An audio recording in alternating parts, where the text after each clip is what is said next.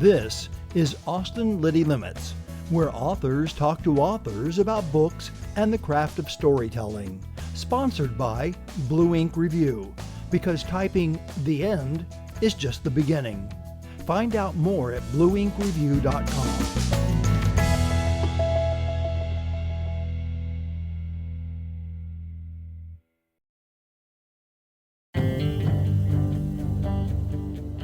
C.B. Bernard has lived in 9 states and written about everything from fly fishing to wolves to marine piracy. For much of his life, he called Alaska and Oregon home. His latest novel is Ordinary Bear, a darkly funny story about a man healing from the death of his daughter, who sets out to save the life of a missing girl in hopes of making amends for the tragedy that took his own daughter's life. Welcome, everybody, to Austin Liti Limits. We have with us today Chris Bernard, whose newest book, Ordinary Bear, is quite the read. It takes you on a wild journey through a part of Oregon that you thought you knew. He has a beautiful cover. That cover says quite a bit about what goes on within the book. I'd be really happy if somebody had given me a cover like that, Chris. We should talk about cover design. We should talk about it. Most authors are a little disappointed, or they get some kind of education. How did it work for you? Oh, in that regard, I am the luckiest author. And by the way, thanks for having me on the show. I've been looking forward to this. I'm really excited to talk to you. With Small Animals, my last novel, Small Animals, Cotton Traps, I didn't know what to expect on the cover design because, like you said, a lot of authors have been disappointed. But I gave them all my ideas. They completely ignored them, and they assigned the project to a designer who wisely ignored all my ideas and gave me some of the most beautiful cover designs I could hope for. And I had a hard time choosing because they were all spectacular. And she did such a nice job with that cover that for Ordinary Bear, I just wanted to work with her again. And I just turned it over to her and said, tell me what you want to do. And she pitched this cover, and she just knocked it out of the park. It was everything I could have hoped for. Like you said, it kind of captured the spirit and the tone of the book. And I'm so lucky to get to work with her. She's fantastic. One of the advantages of being with a real publisher that's got a lot of experience is bringing people in like that. I guess it probably must have felt a lot like getting an editor as well, hey? Yes, yeah. The designer's name is Larissa Ezel. She does do freelance and contract work. So any writers who are interested, look her up. She's fantastic. Very good. So these two novels that you've written up to now couldn't have more different settings, if you ask me, because there's a runt of a town, and I love the way you described that in Small Animals, and then basically we're wall-to-wall Portland for the second book. So I wonder what you were thinking as far as changing the setting quite so much. They're such opposites. Why did you go into town, I guess? Yeah, it's a timely question because later this month or early next, I'm going to be on a panel speaking about the role of setting in novels. And I think that, it's interesting that you think they're so wildly different because they're both set in Oregon, or at least Ordinary Bear is partially set in Oregon. It's also set in a pretty small village in the Alaskan Arctic. But I think that small towns bring out different sides of people's character than cities do. And small town characters are different than city characters. And for the plot of Ordinary Bear, and it's kind of an Odyssey novel, right? Like any Odyssey novel, Dante's Inferno, The Hobbit, The Odyssey, the hero is transported along this journey by a bunch of guides. In Dante's Inferno, it's through the underworld. In Ordinary Bear, the underworld just happens to be Portland, Oregon. And what better place to have some kind of mythical damned figures of an underworld than a city like Portland, Oregon? So these characters that get to come out and guide him through, he learns something from each one of them, and they kind of help him along to the next leg of his journey. Portland just seemed like the perfect place for that. I lived in Portland for almost 15 years, but I had left Portland when I started writing this. This was also a way for me to go back to the city that I enjoyed living in. Wow. When you were going back to it in the pages, did you feel like you had to go back and re-research a little bit just in case something had changed? No, that's one of the liberating aspects of writing fiction. My first book was nonfiction, Chasing Alaska. Yes. That one I felt like I had to go back and get everything right. But if you take a few shortcuts, put a food truck on a corner where there's no food trucks, that's all right. Yeah. You're allowed those liberties when you write fiction. That said, I did spend a lot of time poring over maps and even Google Maps, just kind of reminding myself of the lay of the land and just kind of, sinking myself into the city again to get a feel for it.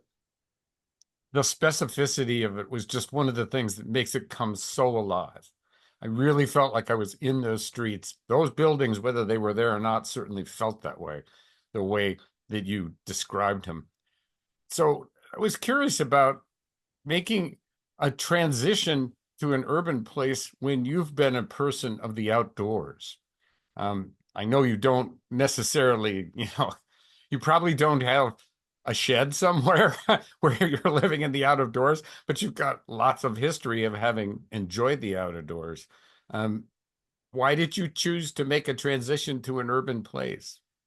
In my fiction or when we lived in Portland? I say yes. Yes, okay.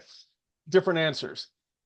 In why we chose to live in Portland has as much to do with the fact that in my marriage, my decision-making power is mostly ornamental, which means my wife decided we were moving there.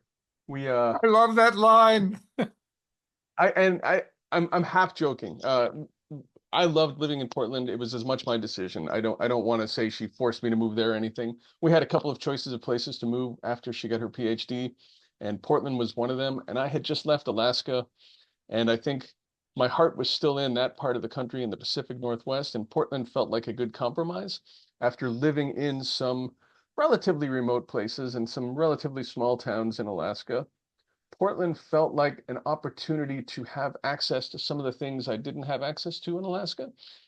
Bigger community. I mean, there's arts, there's culture, there are great people there. I had all that, but I spent as much time as I could out on the water and in the woods, as you mentioned earlier. And Portland was an opportunity to have a different kind of community and different kinds of experiences, restaurants, museums, things like that. We stayed there a good long time, long enough, in fact, that I felt like we were putting down roots.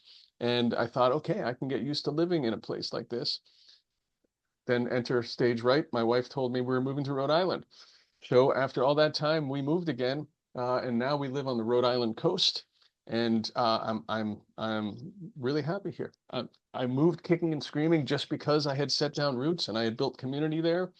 Uh, but here it's fantastic. It meets all my needs. I'm on the ocean, keep my boat in the water. We've got woods around the house. We have, you know, relative wildlife walking through the yard. We don't have the polar bears that walk through some of my novels, but we do have wildlife around. I get to walk my dog on the beach, and it's a good life here. It's a beautiful place. So I think place has always been important to me in my life and in my fiction. I think you've seen that in my books. And as long as I can make a connection to the place, I can be happy there. So you seek and you find the things that you're looking for. And I was able to find them in Portland. I was able to find them here in Rhode Island and in the 9 other states I've lived in my 6 cross-country moves, 6, maybe 8 cross-country moves. You look for them and you find them, or barring that, you make them, right? Uh, that's what I've always done. So talk about making them through characters. Some people wouldn't show up in one kind of setting, but they'd be likely to be a mainstay in another. How does your inspiration surface for the characters in Ordinary Bear? Where does that come from? I think that sometimes you need something to happen in a story, and the right character arises to make that thing happen. Sometimes it's something that needs to be said or explained. Sometimes it's an action that needs to be made. Sometimes it's just a way to reflect back on your protagonist, right? I think that Ordinary Bear has a lot more characters in it than Small Animals, Caught in Traps did. And that was a challenge for me because Small Animals really looks over the shoulder of just 2 or 3 people throughout the book. And introducing a wider cast of characters and having them be not just different, but recognizable and not fall into kind of stereotypes and have them serve all these different roles was a different kind of challenge for me. But having lived in Portland, coming up with the ideas for characters was not the problem. The problem was almost toning them down to make them believable. So this is your second novel, and there was nonfiction before the first novel. How do you think each book changed the process to create the next one? So I had written, yeah, they tell you not to talk about this stuff, but uh, I had written 2 novels that failed to be published prior to my first nonfiction book. And while my agent was shopping around the second one, uh, we put together the proposal for Chasing Alaska, the nonfiction book, and the proposal sold while we were waiting to hear word about the novel. So when I had been trying to write Chasing Alaska for years, I'd been researching it, and it was a labor of love because it's kind of family history. And as I was writing that, and I was struggling to figure out how to tell the story, I went out for drinks with a friend of mine, the writer Dan Coyle, and he told me just treat it like a novel. It's nonfiction, but treat it like a novel. Treat the characters, even though they're real, treat them like characters in a novel. And that made so much sense to me. I couldn't believe it hadn't occurred to me on my own. Sometimes, like in Ordinary Bear, you need that guide to move you to the next step, right? So that really made me realize that I had the skills to write a nonfiction book. I just had to approach it like a fiction book in terms of story and character and driving plot forward. There was no different there for me. It might be different if you're writing a nonfiction book of a different sort, but this is really kind of narrative retelling of something. So I think that honed my skills a little bit further. Then it took me 9 years to sell Small Animals, Caught in Traps. No, I take that back. It took me 9 years to write Small Animals, Caught in Traps. We sold it a lot faster than that. And that was I got a 2-book deal for that one. So for Ordinary Bear, it was a different kind of pressure. Sometimes you labor under the pressure of, is this going to sell? When you have a 2-book deal, you labor under the pressure of, they already bought this. Is it going to be good enough for them? Which is a different kind. In the end, it's all the same kind of pressure because it's all in here. You're putting it all on yourself. But it's that kind of pressure that keeps you going, right? I mean, that's pressure is what turns coal into diamonds. It's the same thing.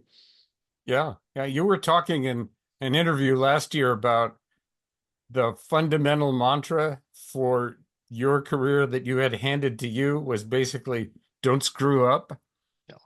Yeah, there was the poet Michael Pettit taught me that years ago. And for almost 30 years, I've had it in one form or another on a note over my desk. I was curious how that fits in with don't be too much of a perfectionist. Oh, I read something the other day that I wish I knew who said it so I could give them credit. It was writing a book is just like reading a book, except the book hates you. That's how that's you know, it's a known thing that you have to come to hate your book to finish your book. And that's kind of how I know when I'm done. If you're like me, and I know you are, because every writer I think does this, you can pick up your published book, and as you start reading through it, you start rewriting it in your head because yes, that's what we do. Well, James Michener said something to the effect of, I'm an okay writer, I'm a great rewriter. That's really how I work. And I think because that's my process, done is never done. At some point, you have to let it go. You're just making it worse. Sometimes you edit it to the point where you're making it worse. And for me, it's when I no longer can stand looking at a book every day that I send it off to my agent and say, okay, it's yours now. Make something happen with it, please, because I can't look at it anymore. One of the treats over and over again in your novels is your use of metaphor and simile. A smile as wide as a hammock, okay? And on it goes. And I'm wondering what your process has been like when you're trying these things out as you set them down. how do you know I went too far on that one? Or, oh, I'm going to keep that and fight for it.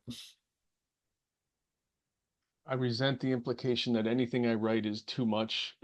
No, as far as I'm concerned, it's never I'm, too much for my writing. It's all great. I'm absolutely kidding. I have I've been very lucky to have my acquisitions editor, Marilyn, and my developmental editor, Michael, have been very gentle editors, but they know when to put the screws to me and say that this one's a cliche, or this one doesn't make sense, or you already used this one because that happens as well, or there's three people in the world who would understand this one. You need to find something a little bit more accessible. Uh, those are the challenges of writing that you got to have a little fun with it. Sometimes you swing for the fences and it just ends up being a dribbler at your feet. Dribbler, yes. Doesn't exactly swim right up to the boat, huh? That's right. To I quote love one of our that characters. phrase Yeah. from the first book. Swam right up to the boat. That's going to become a go-to for me. The Fisherman's So, Daughter, right? yes, yes. So, one of the things that you've mentioned in the interview last year was being accepted in an MFA program and then deciding it wasn't going to work for you. Can you tell us a little bit about the steps that went through that? Oh, so I have hanging over my desk, I have a postcard from John Updike.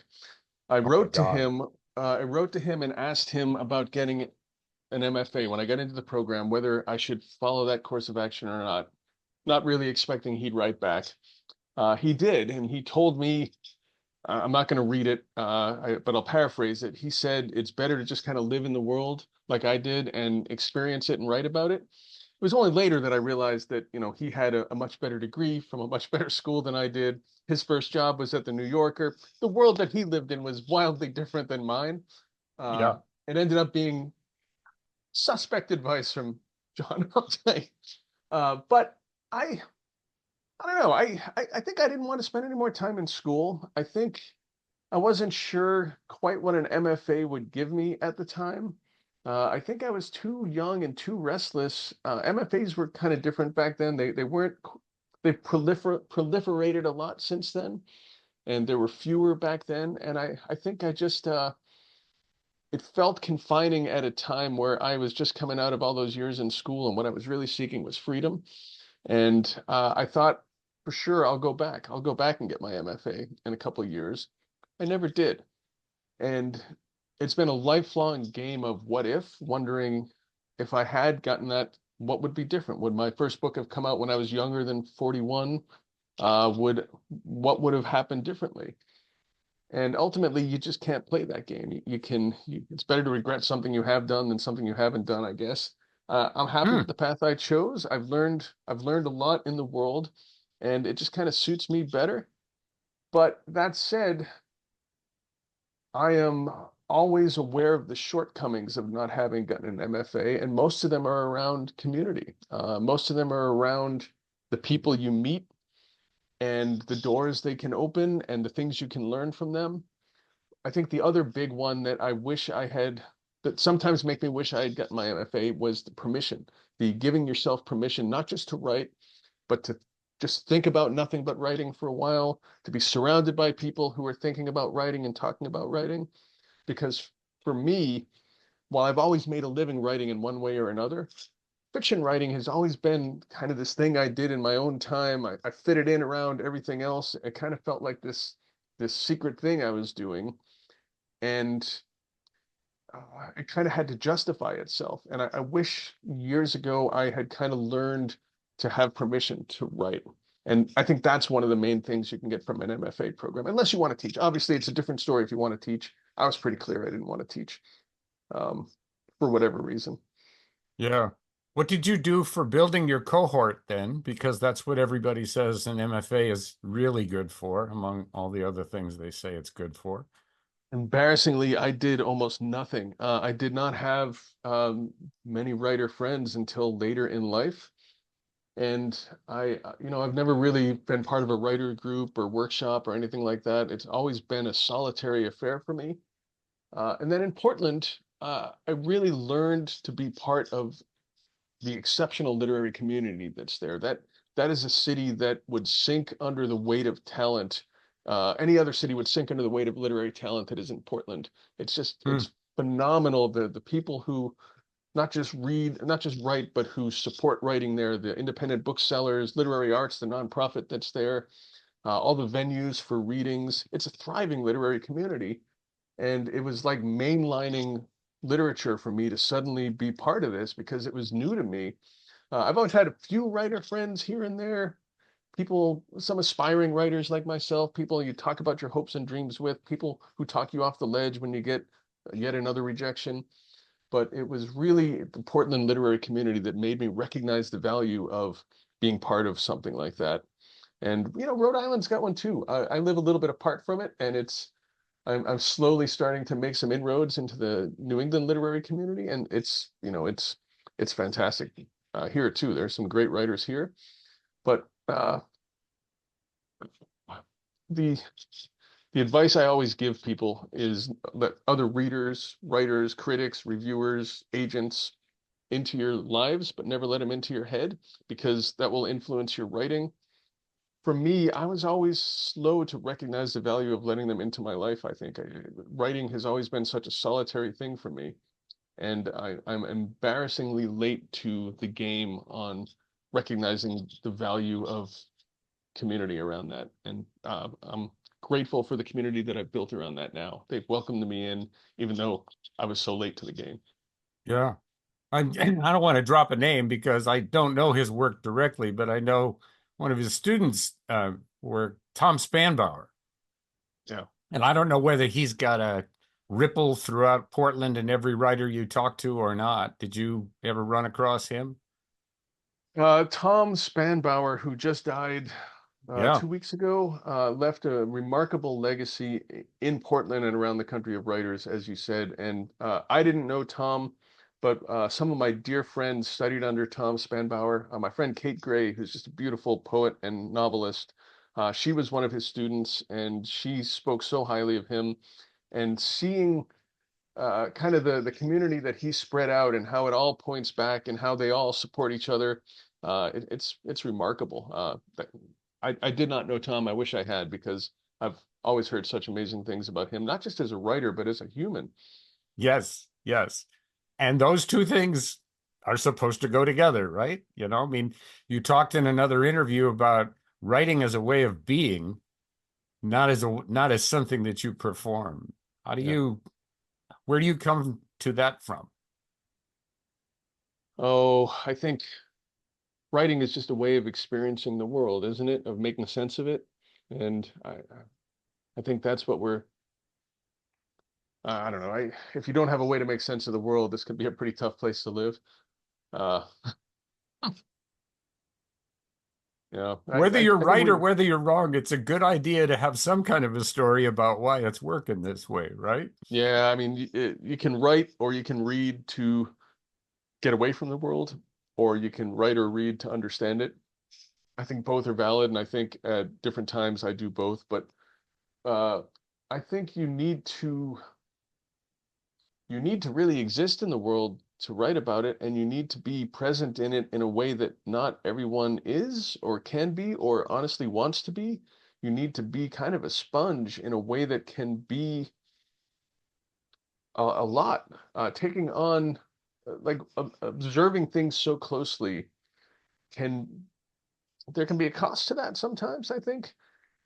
Being present for some of the trauma you see, some of the things you experience, even if it's heartbreak, grief, love, all the emotion, to kind of internalize that so that you can then put it into your work. It can take its toll. It can also be a wonderful thing in like anything else in moderation, I guess. But you know how writers are, we're not good at moderation. So you have No. you have ups and downs, right? I mean, you know how it is. You wrote a remarkable memoir that was very honest and sincere and genuine, and I have to imagine that that took something as well, and that had its toll on you, sinking yourself into that, remembering that, being honest about that. Talk about that a little bit for me. Well, I mean, I talked about it with my son for about that long because he made it far enough into the book to get to the very difficult scenes in the beginning. And he's like, Dad, I lived that. I don't think I need to write about that. And I went, well, for anybody who didn't live it, then it's going to be alive. And yeah, I mean, and I had, a coach, a development coach, an editor pushed me on this, said, you need to get in there and write about the suicide that's at the central part of the story. And you haven't quite done that yet. And I'm like, oh, okay, now I've got to write about the suicide. So yeah, I mean, and you're right. I mean, facing the fear and the challenge, part of the game. I was wondering, so I don't want to turn it back on you for a moment. Both of your books start out with a very difficult thing. You're reading the first book and you're going, this is not going to work out well for the mink. Yeah, or the boy. Yeah. Or the boy, yes. Yeah. And then in the second book, we don't have to be coy to say his daughter is killed because it says that on the back. And I'm wondering if you had any pause in creating these stories with a very difficult element right at the front, if you were worried that it was going to be off-putting to a reader who was trying to get into the story, or if the mink and the boy were the 1.0 version, and then Lys's and then Barley's daughter was the 2.0. I kind of feel like you can't pull your punches, Ron. I feel like there were people who had issues with them, let's say. I was not one of those people. I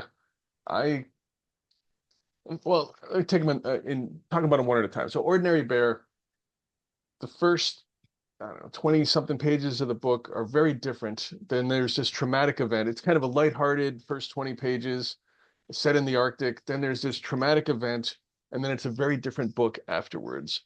I wanted to kind of announce myself right up front that this is not going to be the easy ride you think it's going to be.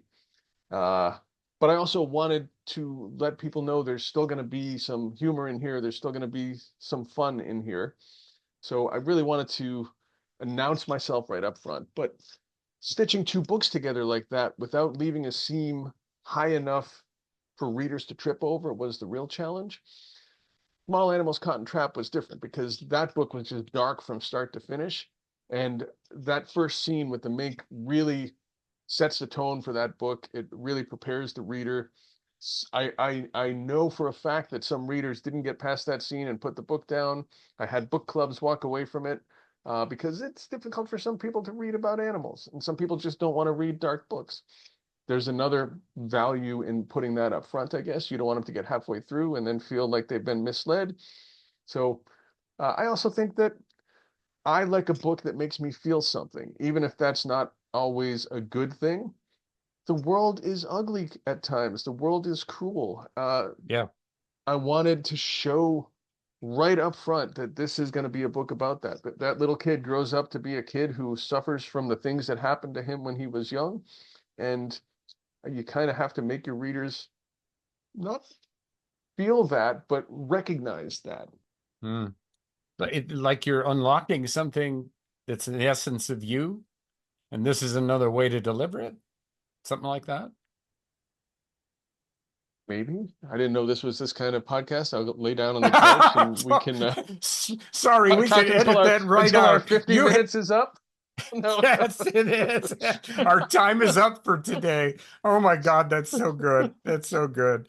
Well, okay. So thank you for all of that candor. So let's go ahead and move on to what my producer likes to call the lightning round. And these are the 10 questions that we hear all the time. And just concoct an answer that's close to your heart. So here's number one. What's your favorite word? Favorite word?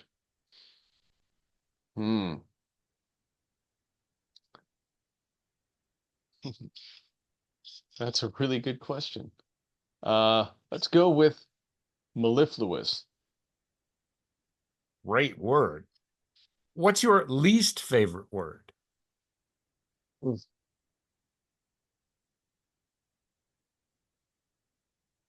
Slacks. What turns you on? Hmm. Uh, can you give me more information or no? I, for me, it would be what galvanizes my inside so that I go, I get to do that. That sort of thing. ah, there's uh, a perfect day for me is spent out on the boat with my wife, seeing beautiful things away from land and stress and bills that need to be paid and all of that. So any chance I have to get out on the water, with the people I love, I take it. Yeah. That brings me a kind of joy that I guess you could call being turned on. And what turns you off? Coming back to land. um, what's your idea of happiness? Happiness. It's funny. The Lewis character in Small Animals says, "I don't think happiness is the point." Um, Happiness for me is being able to. I think it's the freedom to be able to do the things that you love with the people you love when you want to do them, and not be constantly under somebody else's timeline or supervision or I don't know, rules. You can define that however you want, but I think increasingly I am realizing that that is what makes me feel happy is when I am the quote small animals again, when I'm the wind instead of the weather vane. Yeah. Whoa, very nice. Who's your favorite author? Desert Island Time? I don't know. Uh, it's hard to pick just one because it really depends on mood. I was a big fan of Robert Stone. I think some of his books were just remarkable, consistently remarkable. Um, Sarah Hall wrote a book that just kind of knocked my socks off, and a couple that just bowled me over. It's hard to pick just one. Tom McGuane, his early books, I mean, you see the shelves behind me. These are all my favorite authors. It really, if you ask me this tomorrow, it'd be a completely different answer than if you asked me this an hour from now or an hour ago. I love that. Life has changed, right? Yeah. If you could be any character of a well-known novel, who would that be? Oh, yikes. Huh. Well, that's a really good question. It doesn't usually end well for characters in the novels I choose to read. I'm not sure. Oh my God, that's so good. Oh, I don't, let's see. I don't know the answer to that one. Wow, that is a challenging one. I don't know the answer to that one. What's yours? It's Augustus McCrae in Lonesome Dove. Ah, all right. Why? Well, Gus gets away with almost everything. He usually has a better take on what's going on in life than a guy that he's known all his life. And he's got a fondness for love and all of its sins, is I guess the way I would put it. All right. Then all right. Maybe maybe Sully in Nobody's Fool, Richard Russo's book. Not because I mean he's things go wrong for him, but it's kind of better to be lucky than good. And I think that's kind of been that's how Sully got through life, right? Yes, good answer. What profession other than your own would you want to attempt? Oh man, if I could have done anything else, I probably would have. One thing that always mystifies me is people who have musical ability. I see people performing either for themselves or on stage, and it just it. I wish I could do that. I have zero musical talent. I've been playing guitar since 1996. Haven't got better since 1997, and I just it escapes me. So people who can do that, it's a kind of superpower. I wish I had that. Yeah. What profession would you least want to do?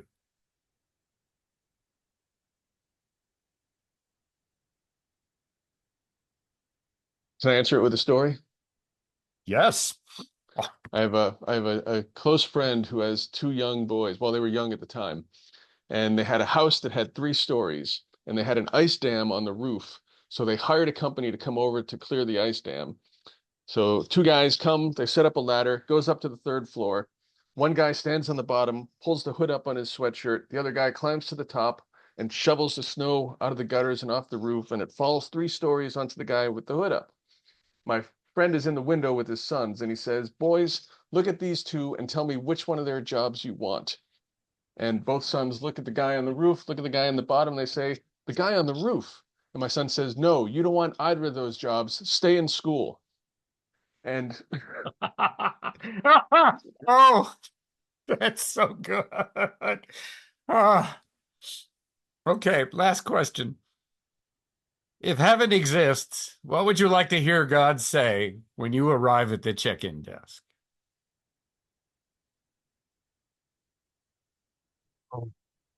you're early.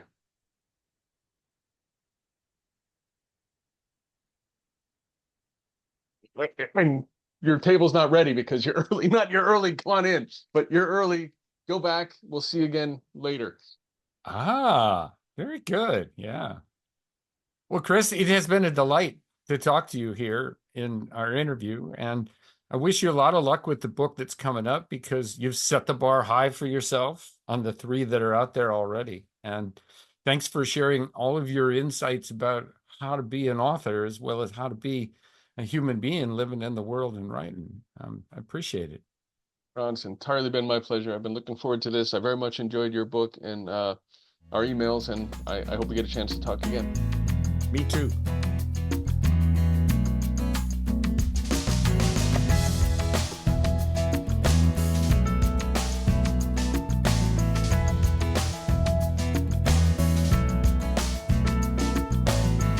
This has been a presentation of Austin Liti Limits, made possible with help from our good friends at Blue Ink Review, where typing "the end" is just the beginning.